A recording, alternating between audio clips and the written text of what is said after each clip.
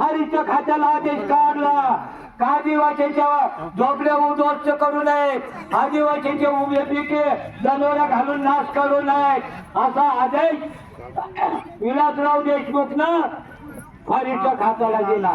आणि मग फारीच्या खात्याला दिल्यानंतर 2002 मध्ये आपला सुप्रीम कोर्टामध्ये याचिका दाखल होती पुणे महाराष्ट्राने. ते टाइमला महाराष्ट्र आपल्या देशनी राष्ट्रपती प्रभाताई पाटील असणे ती माऊलीनं आदिवासींना शिक्कामोर्तब करी 2006 वन हक्क कायद्यानी मंजुरी दिली. सुप्रीम कोर्टनं GR काढला. फिरते आदिवासी अरे साधिक आदिवासीला न्याय ना पण PS काढ्या फिरते आदिवासींना सुद्धा जेल जंगल जमिनीचा फायदा झाला पाहिजे. आणि मग 2006 कायदा तयार व्हायना, कायदा तयार होईल.